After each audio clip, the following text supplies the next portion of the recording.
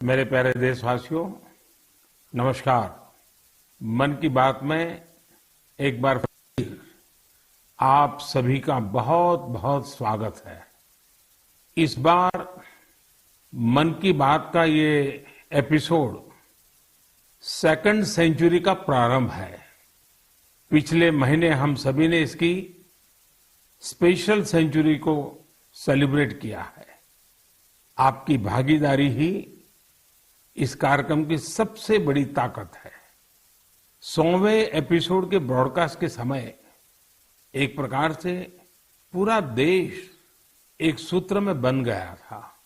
हमारे सफाई कर्मी भाई बहन हो या फिर अलग अलग सेक्टर्स के दिग्गज, मन की बात ने सबको एक साथ लाने का काम किया है।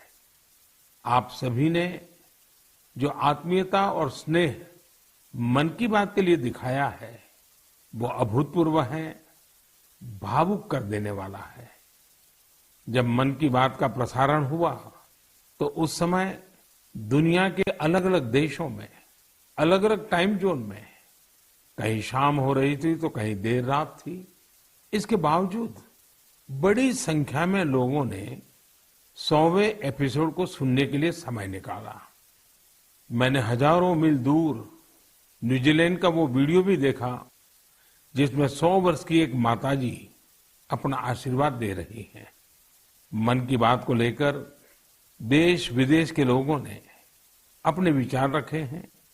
बहुत सारे लोगों ने कंस्ट्रक्टिव एनालिसिस भी किया है।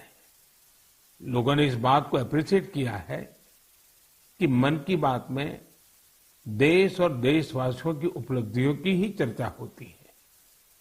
मैं एक बार फिर आप सभी को इस आशीर्वाद के लिए पूरे आदर के साथ धन्यवाद देता हूं। मेरे प्यारे देशवासियों, बीते दिनों हमने मन की बात में काशी तमिल संगमम की बात की, सौराष्ट्र तमिल संगमम की बात की। कुछ समय पहले ही वाराणसी में काशी तेलुगु संगमम भी हुआ। एक भारत श्रेष्ठ भारत की भावना को ताकत देने वाला ऐसे ही एक और अनूठा प्रयास देश में हुआ है। ये प्रयास है युवा संगम का। मैंने सोचा इस बारे में विस्तार से क्यों ना उन्हीं लोगों से पूछा जाए जो इस अनूठे प्रयास का हिस्सा रहे हैं। इसलिए अभी मेरे साथ फोन पर 2 युवा जुड़े हुए हैं। एक है अरुणाचल प्रदेश के ग्यामर न्योकुम जी और दूसरी बेटी है बिहार की बिटिया विशाखा सिंह जी। आइए पहले हम ग्यामर न्योकुम जी से बात करते हैं। ग्यामर जी नमस्ते। नमस्ते मोदी जी। अच्छा ग्यामर जी, जरा सबसे पहले तो मैं आपके विषय में जानना चाहता हूँ। मोदी जी, सबसे पहले तो मैं आपका और भारत सरकार का बहुत ही ज्यादा आभार व्यक्त करता हूँ कि आपने बहुत कीमती टाइम निकाल के मुझसे बात करने का मुझे मौका दिया। मैं National Institute of Technology Arunachal Pradesh में फर्स्ट ईयर में मैकेनिकल इंजीनियरिंग में पढ़ रहा हूँ। और परिवार में क्या करते हैं पिताजी वगैरह? जी, मेरे पिताजी छोटे मोटे बिजनेस और उसके बाद कुछ फार्मिंग ये सब करते हैं। युवा संगम के लिए आपको पता कैसे चला? युवा संगम में गए कहाँ, कैसे गए, क्या हुआ? मोदी जी, मुझे युवा संगम का हमारे जो इंस्टीट्यूशन है, जो एनआईटी है, उन्होंने हमें बताया था कि आप इसमें भाग ले सकते हैं। तो मैंने फिर थोड़ा इंटरनेट में थोड़ा खोज किया। फिर मुझे पता चला कि ये एक बहुत ही अच्छा प्रोग्राम है जिसमें मुझे एक भारत श्रेष्ठ भारत ना जो विजन है उसमें भी बहुत ही योगदान दे सकते हैं और मुझे कुछ नया चीज जानने का मौका मिलेगा ना। तो तुरंत मैंने फिर उसमें वेबसाइट में जाके एनरोल किया। मेरा अनुभव बहुत ही मजेदार रहा, बहुत ही अच्छा था। कोई सिलेक्शन आपको करना था? मोदी जी, जब वेबसाइट खोला था अरुणाचल वालों के लिए 2 ऑप्शन था। पहला था आंध्र प्रदेश जिसमें आईआईटी तिरुपति था और दूसरा था सेंट्रल यूनिवर्सिटी राजस्थान। तो मैंने राजस्थान में किया था अपना फर्स्ट प्रेफरेंस। सेकंड प्रेफरेंस मैंने आईआईटी तिरुपति किया था। तो मुझे राजस्थान के लिए सेलेक्ट हुआ था, तो मैं राजस्थान गया था। कैसा रहा आपका राजस्थान यात्रा? आप पहली बार राजस्थान गए थे? हाँ, मैं पहली बार अरुणाचल से बाहर गया था। मैंने तो जो राजस्थान के किले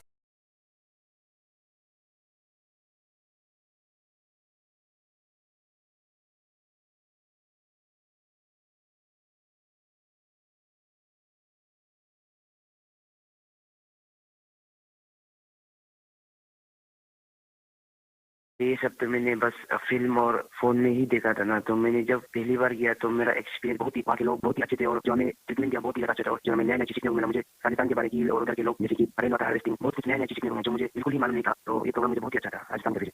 देखिए, आपको तो सबसे बड़ा फायदा ये हुआ है कि अरुणाचल में भी वीरों की भूमि है, राजस्थान भी वीरों की भूमि है और राजस्थान से सेना में भी बहुत बड़ी संख्या में लोग हैं और अरुणाचल में सीमा पर जो सैनिक है। उसमें जब भी राजस्थान के लोग मिलेंगे तो आप जरूर उनसे बात करेंगे कि देखिए मैं राजस्थान गया था, ऐसा अनुभव था, तो आपकी तो निकटता एकदम से बढ़ जाएगी।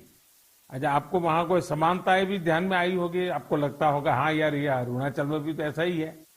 मोदी जी, मुझे जो एक समानता मुझे मिली ना, वो थी कि जो देश प्रेम है ना, और जो एक भारत श्रेष्ठ भारत का जो विजन और जो फीलिंग जो मुझे देखा, क्योंकि अरुणाचल में भी लोग अपने आप को बहुत ही गर्व महसूस करते हैं कि वो भारतीय है, और राजस्थान में भी लोग अपने मातृभूमि के लिए बहुत जो गर्व महसूस होता है, वो चीज मुझे बहुत ही ज्यादा नजर आया। और स्पेशली जो युवा पीढ़ी है ना, क्योंकि मैंने उधर में बहुत सारे युवा के साथ इंटरेक्ट और बातचीत किया ना, तो वो चीज जो मुझे बहुत सिमिलरिटी नजर आया, जो कि वो चाहते हैं कि भारत के लिए जो कुछ करने का और जो अपने देश के लिए प्रेम है ना, वो चीज जो मुझे बहुत ही दोनों ही राज्य में बहुत सिमिलरिटी नजर आया।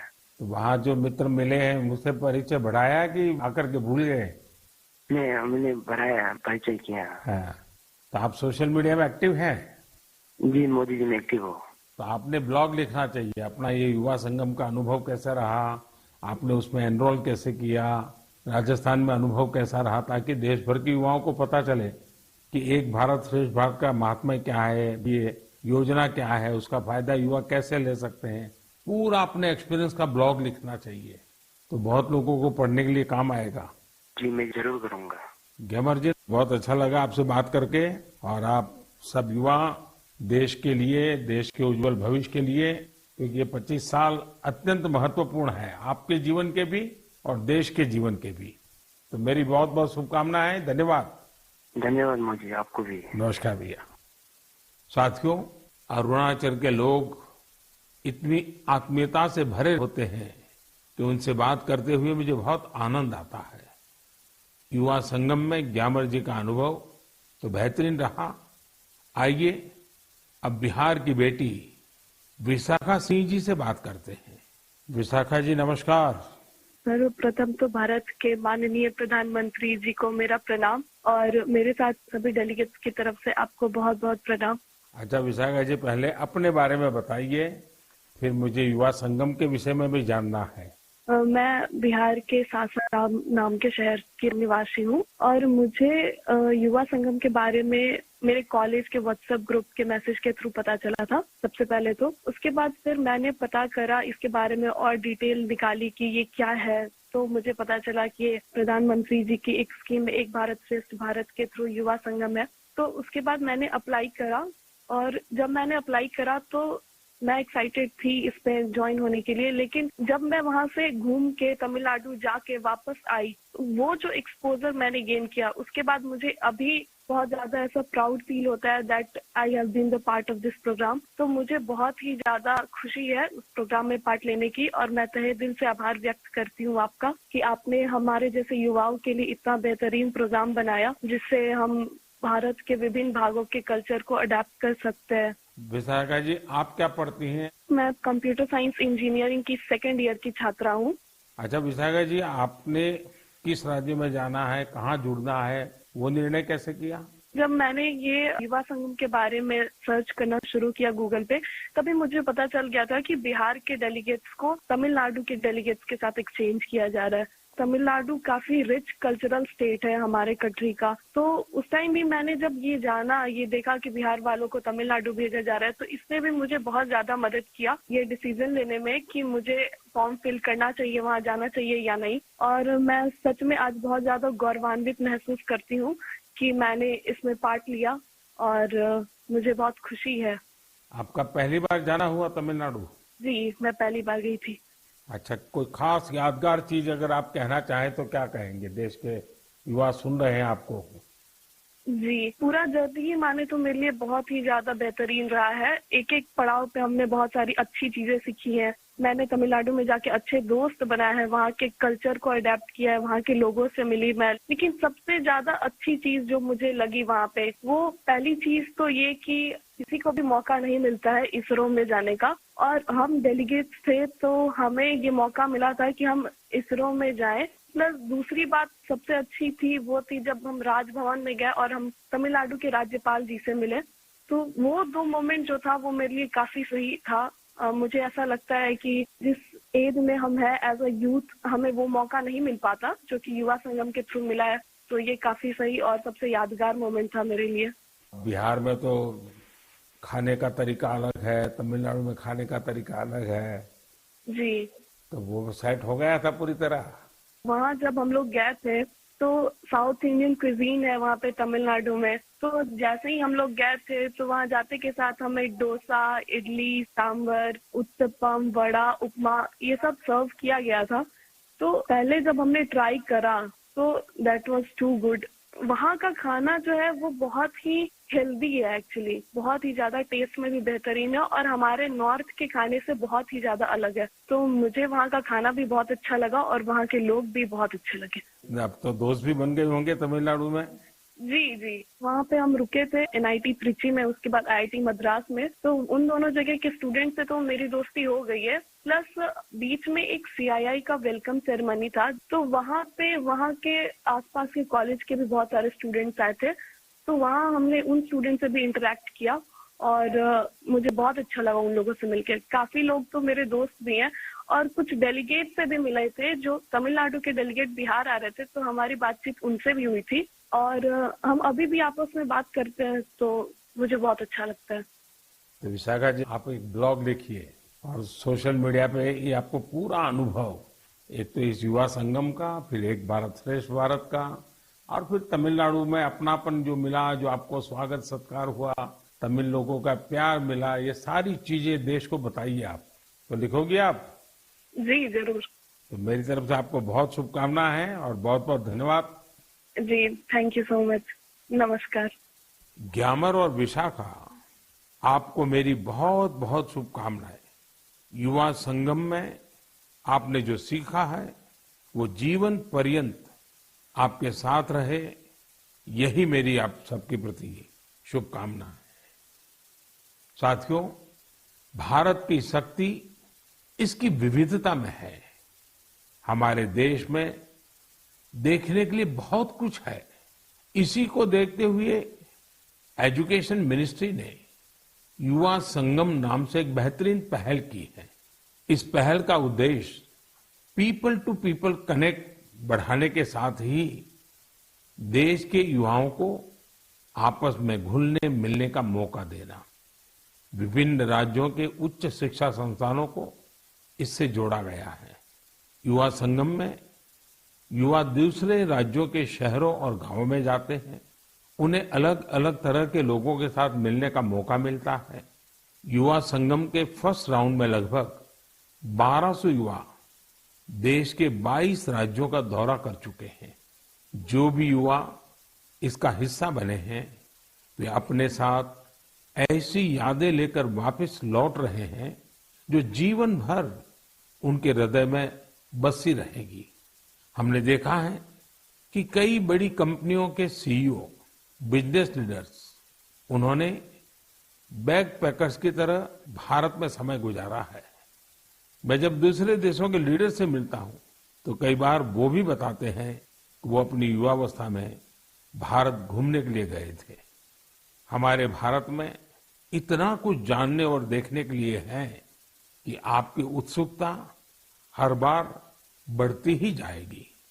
मुझे उम्मीद है कि इन रोमांचक अनुभवों को जानकर आप भी देश के अलग अलग हिस्सों की यात्रा के लिए जरूर प्रेरित होंगे।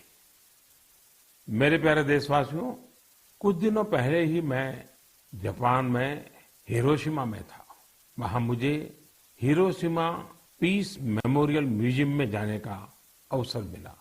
यह एक भावुक कर देने वाला अनुभव था। जब हम इतिहास की यादों को संजोकर रखते हैं तो वो आने वाली पीढ़ियों की बहुत मदद करता है। कई बार म्यूजियम में हमें नए सबक मिलते हैं तो कई बार हमें बहुत कुछ सीखने को मिलता है। कुछ दिन पहले ही भारत में इंटरनेशनल म्यूजियम एक्सपो का भी आयोजन किया था। इसमें दुनिया के 1200 से अधिक म्यूजियम की विशेषताओं को दर्शाया गया। हमारे यहाँ भारत में अलग अलग प्रकार के ऐसे कई म्यूजियम्स हैं जो हमारे अतीत से जुड़े अनेक पहलुओं को प्रदर्शित करते हैं। जैसे गुरुग्राम में एक अनोखा संग्रहालय है म्यूजियो कैमेरा। इसमें 1860 के बाद के 8000 से ज्यादा कैमरों का कलेक्शन मौजूद है। तमिलनाडु के म्यूजियम ऑफ पॉसिबिलिटीज को हमारे दिव्यांगजनों को ध्यान में रखकर डिजाइन किया गया है। मुंबई का छत्रपति शिवाजी महाराज वास्तु संग्रहालय एक ऐसा म्यूजियम है जिसमें 70,000 से भी अधिक चीजें संरक्षित की गई हैं। साल 2010 में स्थापित इंडियन मेमोरी प्रोजेक्ट एक तरह का ऑनलाइन म्यूजियम है। ये जो दुनिया भर से भेजी गई तस्वीरों और कहानियों के माध्यम से भारत के गौरवशाली इतिहास की कड़ियों को जोड़ने में जुटा है। विभाजन की विभीषिका से जुड़ी स्मृतियों को भी सामने लाने का प्रयास किया गया है। बीते वर्षों में भी हमने भारत में नए नए तरह के म्यूजियम और मेमोरियल बनते देखे हैं। स्वाधीनता संग्राम में आदिवासी भाई बहनों के योगदान को समर्पित 10 नए म्यूजियम बनाए जा रहे हैं। कोलकाता के विक्टोरिया मेमोरियल में विप्लवी भारत गैलरी हो या फिर जलियांवाला बाग मेमोरियल का पुनरुद्धार, देश के सभी पूर्व प्रधानमंत्रियों को समर्पित पीएम म्यूजियम भी आज दिल्ली की शोभा बढ़ा रहा है। दिल्ली में ही नेशनल वॉर मेमोरियल और पुलिस मेमोरियल में हर रोज अनेकों लोग शहीदों को नमन करने आते हैं। ऐतिहासिक दांडी यात्रा को समर्पित दांडी मेमोरियल हो या फिर स्टैच्यू ऑफ यूनिटी म्यूजियम, खैर मुझे यहीं रुक जाना पड़ेगा क्योंकि देश भर में म्यूजियम्स की लिस्ट काफी लंबी है और पहली बार देश में सभी म्यूजियम्स के बारे में जरूरी जानकारियों को कंपाइल भी किया गया है। म्यूजियम किस थीम पर आधारित है, वहां किस तरह की वस्तुएं रखी हैं, वहां की कॉन्टैक्ट डिटेल्स क्या है, ये सब कुछ एक ऑनलाइन डायरेक्टरी में समाहित है। मेरा आपसे आग्रह है कि आपको जब भी मौका मिले अपने देश के इन म्यूजियम्स को देखने जरूर जाएं। आप वहां की आकर्षक तस्वीरों को #म्यूजियम मेमोरीज पर शेयर करना भी ना भूलें। इससे अपनी वैभवशाली संस्कृति के साथ हम भारतीयों का जुड़ाव और मजबूत होगा।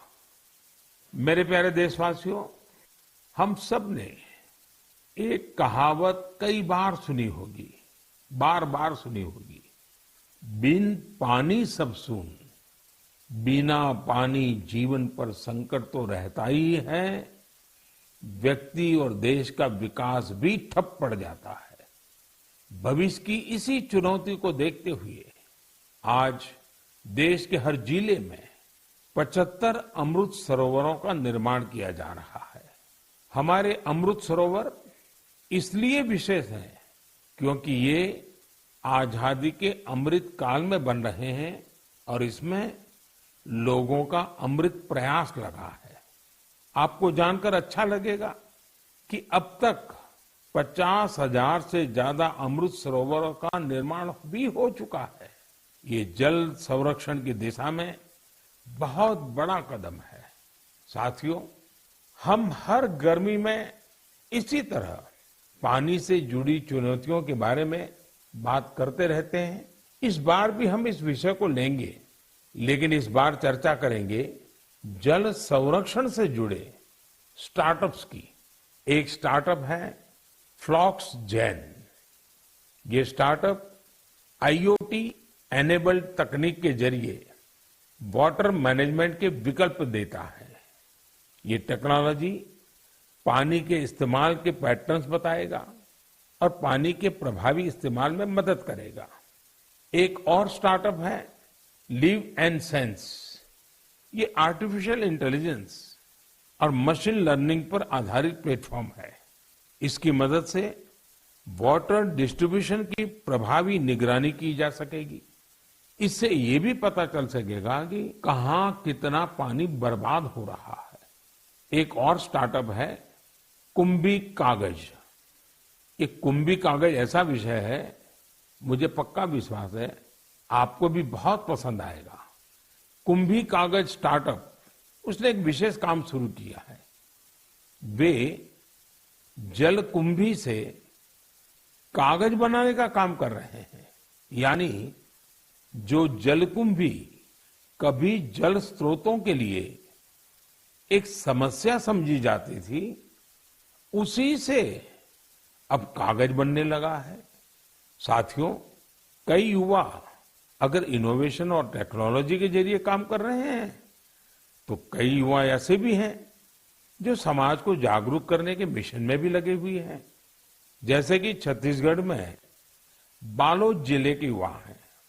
यहाँ के युवाओं ने पानी बचाने के लिए एक अभियान शुरू किया है। ये घर घर जाकर लोगों को जल संरक्षण के लिए जागरूक करते हैं। कहीं शादी ब्याह जैसा कोई आयोजन होता है तो युवाओं का ये ग्रुप वहां जाकर पानी का दुरुपयोग कैसे रोका जा सकता है, इसकी जानकारी देता है। पानी के सदुपयोग से जुड़ा एक प्रेरक प्रयास झारखंड के खूंटी जिले में भी हो रहा है। खूंटी में लोगों ने पानी के संकट से निपटने के लिए बोरी बांध का रास्ता निकाला है। बोरी बांध से पानी इकट्ठा होने के कारण यहाँ साग सब्जियां भी पैदा होने लगी हैं। इससे लोगों की आमदनी भी बढ़ रही है और इलाके की जरूरतें भी पूरी हो रही हैं। जन भागीदारी का कोई भी प्रयास कैसे कई बदलावों को साथ लेकर आता है, खूंटी इसका एक आकर्षक उदाहरण बन गया है। मैं यहाँ के लोगों को इस प्रयास के लिए बहुत बहुत बधाई देता हूँ। मेरे प्यारे देशवासियों, 1965 के युद्ध के समय हमारे पूर्व प्रधानमंत्री लाल बहादुर शास्त्री जी ने जय जवान जय किसान का नारा दिया था। बाद में अटल जी ने इसमें जय विज्ञान भी जोड़ दिया था। कुछ वर्ष पहले देश के वैज्ञानिकों से बात करते हुए मैंने जय अनुसंधान की बात की थी। मन की बात में आज बात एक ऐसे व्यक्ति की, एक ऐसी संस्था की जो जय जवान जय किसान जय विज्ञान और जय अनुसंधान, इन चारों का ही प्रतिबिंब है। ये सज्जन है महाराष्ट्र के श्रीमान शिवाजी शामराव डोले जी। शिवाजी डोले नासिक जिले के एक छोटे से गांव के रहने वाले हैं। वो गरीब आदिवासी किसान परिवार से आते हैं और एक पूर्व सैनिक भी है। फौज में रहते हुए उन्होंने अपना जीवन देश के लिए लगाया। रिटायर होने के बाद उन्होंने कुछ नया सीखने का फैसला किया और एग्रीकल्चर में डिप्लोमा किया। यानी वो जय जवान से जय किसान की तरफ बढ़ चले। अब हर पल उनकी कोशिश यही रहती है कि कैसे कृषि क्षेत्र में अपना अधिक से अधिक योगदान दें। अपने इस अभियान में शिवाजी डोले जी ने 20 लोगों की एक छोटी सी टीम बनाई और कुछ पूर्व सैनिकों को भी इसमें जोड़ा। इसके बाद उनकी इस टीम ने Venkateshwar cooperative power and agro processing limited नाम की एक सहकारी संस्था का प्रबंधन अपने हाथ में ले लिया। ये सहकारी संस्था निष्क्रिय पड़ी थी, जिसे रिवाइव करने का बीड़ा उन्होंने उठाया। देखते ही देखते आज वेंकटेश्वर कोऑपरेटिव का विस्तार कई जिलों में हो गया है। आज ये टीम महाराष्ट्र और कर्नाटका में काम कर रही है। इससे करीब 18,000 लोग जुड़े हैं, जिनमें काफी संख्या में हमारे एक्स सर्विसमैन भी हैं। नासिक के मालेगांव में इस टीम के सदस्य 500 एकड़ से ज्यादा जमीन में एग्रो फार्मिंग कर रहे हैं। ये टीम जल संरक्षण के लिए भी कई तालाब भी बनवाने में जुटी है। खास बात यह है कि इन्होंने ऑर्गेनिक फार्मिंग और डेयरी भी शुरू की है। अब इनके उगाए अंगूरों को यूरोप में भी एक्सपोर्ट किया जा रहा है। इस टीम की जो दो बड़ी विशेषताएं हैं जिसने मेरा ध्यान आकर्षित किया है वो ये है जय विज्ञान और जय अनुसंधान। इसके सदस्य टेक्नोलॉजी और मॉडर्न एग्रो प्रैक्टिसेस का अधिक से अधिक उपयोग कर रहे हैं। दूसरी विशेषता यह है कि वे एक्सपोर्ट के लिए जरूरी कई तरह के सर्टिफिकेशन पर भी फोकस कर रहे हैं। सहकार से समृद्धि की भावना के साथ काम कर रही इस टीम की मैं सराहना करता हूं। इस प्रयास से न सिर्फ बड़ी संख्या में लोगों का सशक्तिकरण हुआ है बल्कि आजीविका के अनेक साधन भी बने हैं। मुझे उम्मीद है कि यह प्रयास मन की बात के हर श्रोता को प्रेरित करेगा। मेरे प्यारे देशवासियों, आज 28 मई को महान स्वतंत्रता सेनानी वीर सावरकर जी की जयंती है। उनके त्याग, साहस और संकल्प शक्ति से जुड़ी गाथाएं आज भी हम सबको प्रेरित करती हैं। मैं वो दिन भूल नहीं सकता जब मैं अंडमान में उस कोठरी में गया था जहां वीर सावरकर ने काला पानी की सजा काटी थी। वीर सावरकर का व्यक्तित्व दृढ़ता और विशालता से समाहित था। उनके निर्भीक और स्वाभिमानी स्वभाव को गुलामी की मानसिकता बिल्कुल भी रास नहीं आती थी। स्वतंत्रता आंदोलन ही नहीं, सामाजिक समानता और सामाजिक न्याय के लिए भी वीर सावरकर ने जितना कुछ किया उसे आज भी याद किया जाता है। साथियों, कुछ दिन बाद 4 जून को संत कबीरदास जी की भी जयंती है। कबीरदास जी ने जो मार्ग हमें दिखाया है वो आज भी उतना ही प्रासंगिक है। कबीरदास जी कहते थे, कबीरा कुआं एक है पानी भरे अनेक, बर्तन में ही भेद हैं पानी सब में एक। यानी कुएं पर भले भिन्न भिन्न तरह के लोग पानी भरने आए लेकिन कुआं किसी में भेद नहीं करता। पानी तो सभी बर्तनों में एक ही होता है। संत कबीर ने समाज को बांटने वाली हर कुप्रथा का विरोध किया, समाज को जागरूक करने का प्रयास किया। आज जब देश विकसित होने के संकल्प के साथ आगे बढ़ रहा है तो हमें संत कबीर से प्रेरणा लेते हुए समाज को सशक्त करने के अपने प्रयास और बढ़ाने चाहिए। मेरे प्यारे देशवासियों, अब मैं आपसे देश की एक ऐसी महान हस्ती के बारे में चर्चा करने जा रहा हूं जिन्होंने राजनीति और फिल्म जगत में अपनी अद्भुत प्रतिभा के बल पर अमिट छाप छोड़ी। इस महान हस्ती का नाम है एनटी रामाराव, जिन्हें हम सभी एनटीआर के नाम से भी जानते हैं। आज एनटीआर की 100वीं जयंती है। अपनी बहुमुखी प्रतिभा के बल पर वो न सिर्फ तेलुगु सिनेमा के महानायक बने बल्कि उन्होंने करोड़ों लोगों का दिल भी जीता। क्या आपको मालूम है कि उन्होंने 300 से अधिक फिल्मों में काम किया था। उन्होंने कई ऐतिहासिक पात्रों को अपने अभिनय के दम पर फिर से जीवंत कर दिया था। भगवान कृष्ण, राम और ऐसी कई अन्य भूमिकाओं में एनटीआर की एक्टिंग को लोगों ने इतना पसंद किया कि लोग उन्हें आज भी याद करते हैं। एनटीआर ने सिनेमा जगत के साथ साथ राजनीति में भी अपनी अलग पहचान बनाई थी। यहां भी उन्हें लोगों का भरपूर प्यार और आशीर्वाद मिला। देश दुनिया में लाखों लोगों के दिलों पर राज करने वाले एनटी रामाराव जी को मैं अपनी विनम्र श्रद्धांजलि अर्पित करता हूं। मेरे प्यारे देशवासियों, मन की बात में इस बार इतना ही। अगली बार कुछ नए विषयों के साथ आपके बीच आऊंगा। तब तक कुछ इलाकों में गर्मी और ज्यादा बढ़ चुकी होगी, कहीं कहीं पर बारिश भी शुरू हो जाएगी। आपको मौसम की हर परिस्थिति में अपनी सेहत का ध्यान रखना है। 21 जून को हम वर्ल्ड योगा डे भी मनाएंगे। उसकी भी देश विदेश में तैयारियां चल रही है। आप इन तैयारियों के बारे में भी अपने मन की बात मुझे लिखते रहिए। किसी और विषय पर कोई और जानकारी अगर आपको मिले तो वो भी मुझे बताइएगा। मेरा प्रयास ज्यादा से ज्यादा सुझावों को मन की बात में लेने का रहेगा। एक बार फिर आप सभी का बहुत बहुत धन्यवाद।